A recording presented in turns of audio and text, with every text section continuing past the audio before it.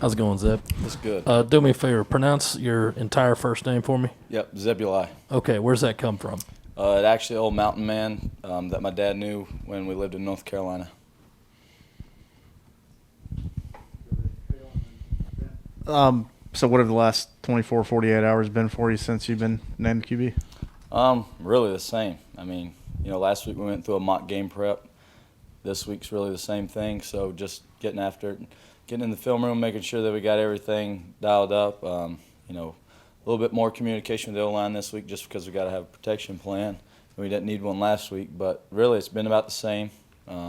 Thankful to Coach Beamer for allowing us to do that and have a mock game week, so it just feels like another week. And I got in a routine last week.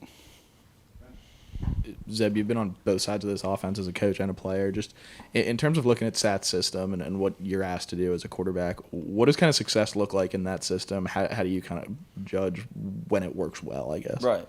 Doing your job, making sure everybody's lined up, taking care of the football. The small, y'all know he preaches like the small details and doing everything the right way is just going out there and doing exactly the way he wants it done because it does work and he's seen it work, all the way back to Temple. And he shows us good clips of that, of like when PJ did it back then, and it's like, kind of reassuring that he had success doing it, so why not do it that way? And the other thing is just like knowing what everybody's doing and having like an idea of what they're doing up front, having an idea of what they're doing from the running back all the way out to the X or Y, and just that way if something looks messed up, then you can fix it. I'm sure you're obviously aware that it's a big story and a lot of people are interested in it across the country, but do you even probably don't even pay attention to that stuff, do you? I don't know, like I'm a country boy at heart and I just grew up hunting and fishing, so like I know dove openers coming up. Like I'm more interested in if my buddies are shooting doves than I am what someone's putting on social media about me. So just go out. I like showing up every day and hanging out with the O-line. Those guys are hilarious. Jazz and Wanham, they're interesting and they both play tackle. And then you got Gwen and Nichols. They don't say much, but they mean business. And then you never know what you're going to get out of E-Doug each day. So it's like I'd much rather show up and get my joy from that than just reading something I could care less about myself. Like I told you guys last week, I want to see this program be successful, and everything else will take care of itself. But at some point, I'm guessing your buddies in your group text or whatever probably bring up the football stuff. Yeah, what have you been hearing from? Yeah, they're excited. I've got a bunch of people that want to come watch me play, and this is as close as I've been to home my whole career. Closest I ever was at Memphis and West Virginia when I played at Iowa State. So. There's a lot of people that want to come watch me play, and they're congratulating. My friends wanted to make sure I was out of number 25. So that was the biggest issue they had. Can you share why you initially were given the number 25? Or was that just the only thing That's available? literally the only jersey number that wasn't doubled up all the way up to 25, and I forget there was 3 numbers to choose from, and I said, heck, I just want to play. I just put me in a number, and Sat's like, 25 will work. So, do you remember the other 2 numbers? I really don't, but I just know like 25 might have been the lowest one that isn't doubled up on both sides. So I just said whatever. And I guess for you, what does a successful offensive performance look like Saturday? What do you guys really want to accomplish and see as you get into the game plan and prep? It's a first game, so there's going to be mental mistakes. There's going to be dumb penalties, like pre-snap penalties, just trying to eliminate turnovers. Like I said earlier, just getting us in the right call. There's no stat that I would ever be looking for. It's literally just go out there, execute at a high level and play fast, and, have fun with those guys. They've been practicing against each other for 40 days with a new stat, or 30 practices in fall camp, counting the spring.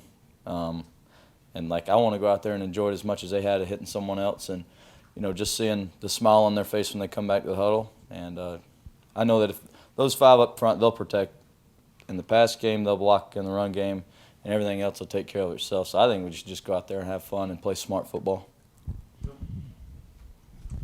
Yeah, you mentioned hearing from some of your buddies. In particular, have you heard from Lance, and what kind of advice maybe has he given you? But you are older than he is, and maybe he doesn't feel comfortable giving you advice, or maybe he did. Yeah, I'm not sure exactly when they put that out yesterday, like what time. It might have been 11 o'clock because at 11:01 I had a phone call from him. and we were still at practice, so I called him when I got out, and he's just excited. He's like, hey, only thing I'll tell you is you turn your phone off today because you won't enjoy it. And I was like, well, I understand why you got 2 phones back in college now.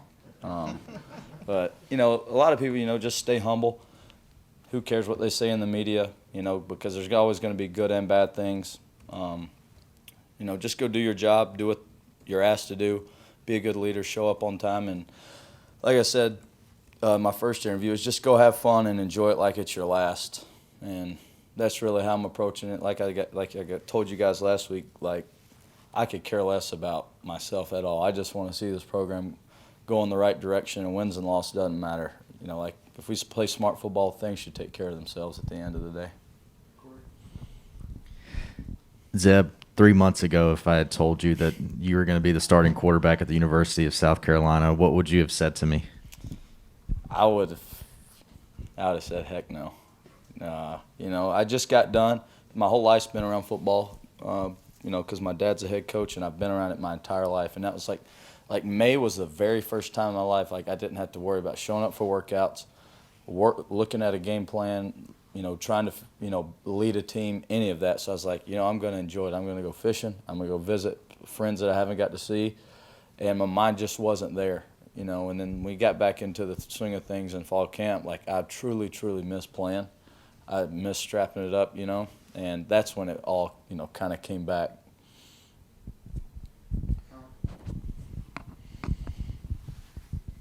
Zeb, you mentioned Coach Coleman being a big part of integrating you into the offense over the summer. Just how important was he to you learning this playbook, and what's he been like as an asset now that you're actually back in the pads and playing? Right. I mean, he's done a great job of just like, you know, everybody sees football just a little bit different.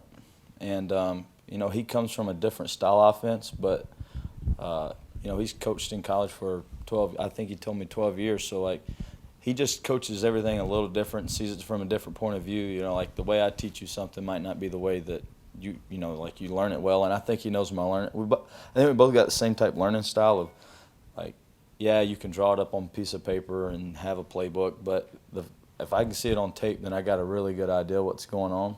And I think that's why me and him get along so well, is because we don't sit there and just draw X's and O's when we work together. Like, we just watch it on the screen, and that's how I learn, and that's how he learns. So I think just having like dialect and being able to talk man to man is a lot easier than just holding a piece of paper and saying, okay, this guy goes there. Because like I feel like on film, like I try to like play it out in my head, and I learned that from Trey, because like he'll stand up sometimes when we were watching, like he'd like take a drop, and like that's the way I see it now, and it's a lot easier to learn. So, you know, every day we try to watch practice together before I start watching film on the opponent, and you know, just the little things critique, and you know, I just appreciate him that from him.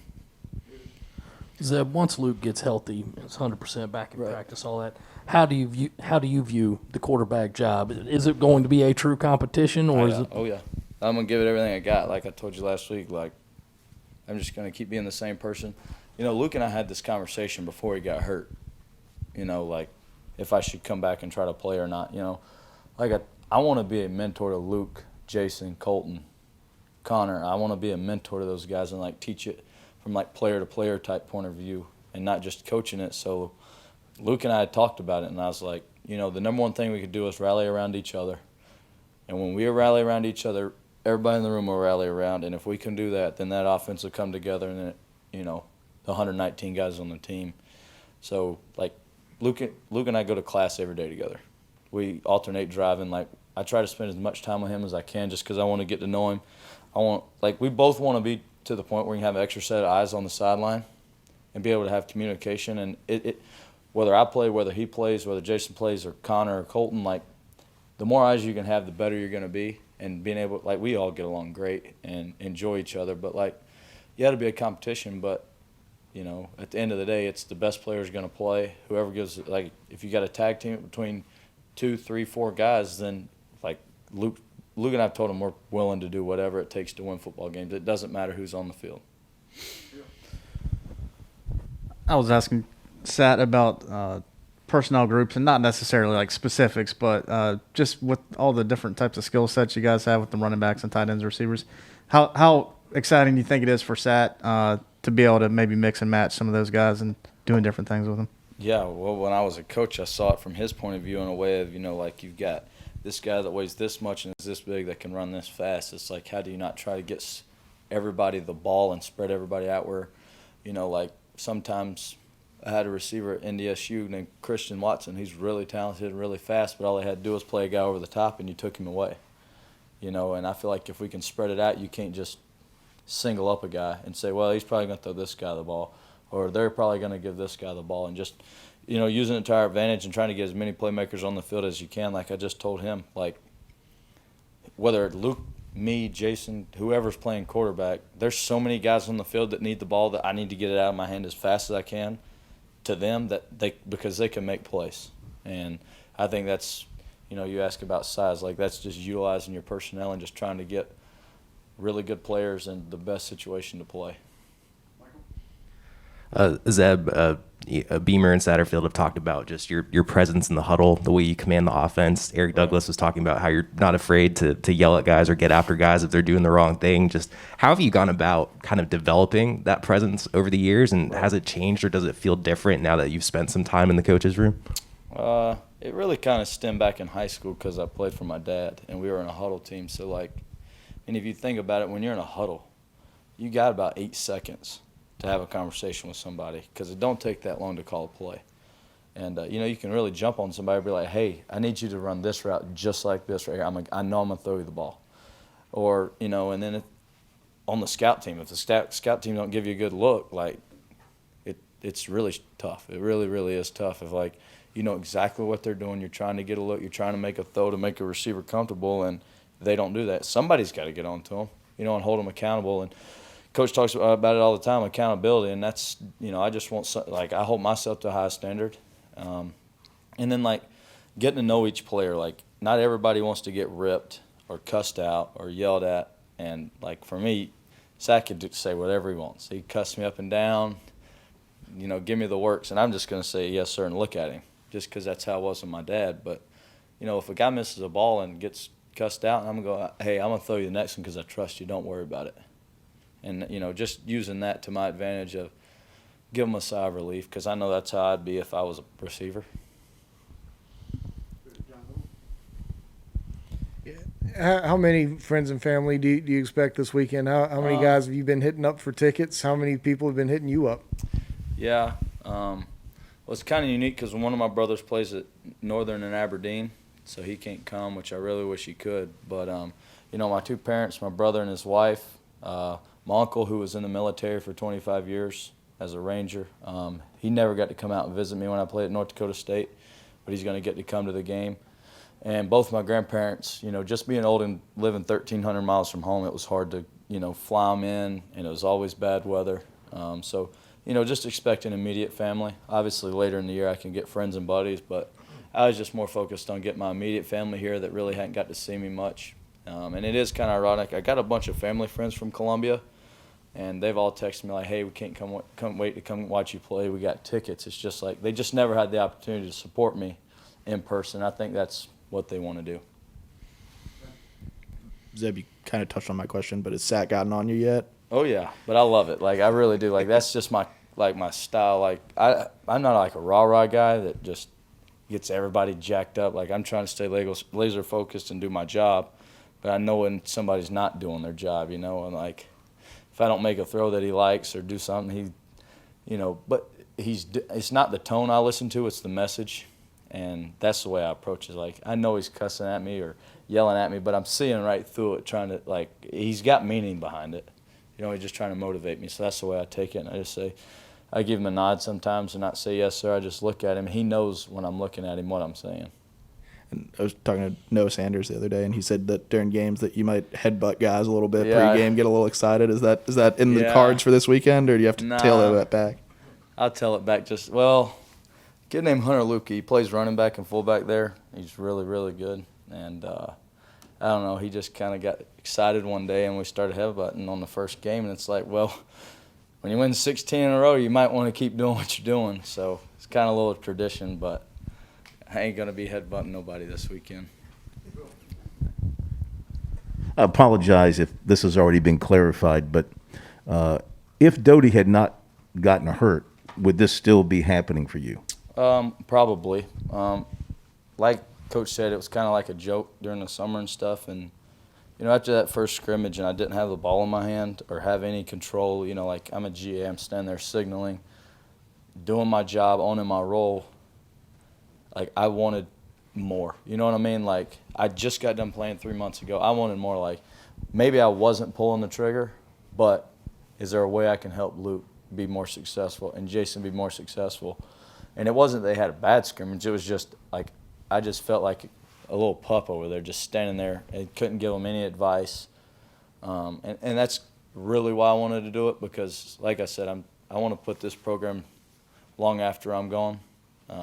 Whether I'm here 2 years or however long, I just want to leave it in a better place, and I feel like that was the best opportunity to do so.